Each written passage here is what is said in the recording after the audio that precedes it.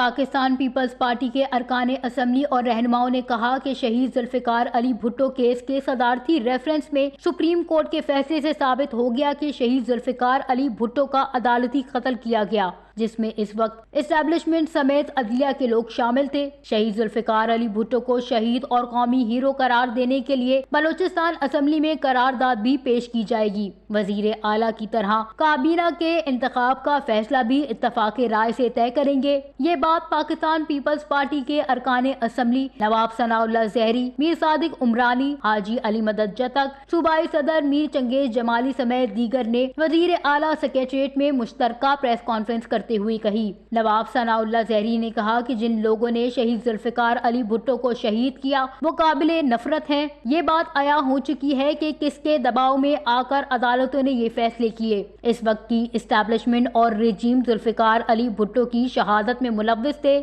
ان کا مزید کہنا تھا کہ جس طرح وزیر اعلیٰ کے نام پر متفق ہو گئے تھے، کابینہ کے حوالے سے بھی فیصلہ اتفاق رائے سے کیا جائے گا۔ اس موقع پر گفتگو کرتے ہوئے پیپلز پارٹی کے رکن اسمبلی میر صادق عمرانی نے کہا، پاکستان پیپلز پارٹی کے کارکنوں نے آئین کی بالادستی کے لیے آواز بلند کی، اذیتیں جھیلی۔ جو تحریک کارکنوں نے شروع کی، آج 45 سال بعد آصف علی زرداری اور چیئرمین بلاول بھٹو زرداری کی قیادت میں بھیجے گئے صدارتی ریفرنس کی صورت میں وہ کامیاب ہوئی اور شہید ذوالفقار علی بھٹو کی بے گناہی ثابت ہوئی۔ اس موقع پر گفتگو کرتے ہوئے پیپلز پارٹی کے صوبائی صدر میر چنگیز جمالی نے کہا کہ سپریم کورٹ نے 45 سال بعد قرار دیا ہے کہ شہید ذوالفقار علی بھٹو کا فیئر ٹرائل نہیں ہوا، عدالتوں سے ناانصافیاں ہوئی ہیں، ملک کے پہلے منتخب وزیر اعظم کو پھانسی دی گئی۔ شہید ذوالفقار علی بھٹو کو قومی ہیرو قرار دینے کے لیے اسمبلی میں ارکان قرارداد بھی پیش کریں گے۔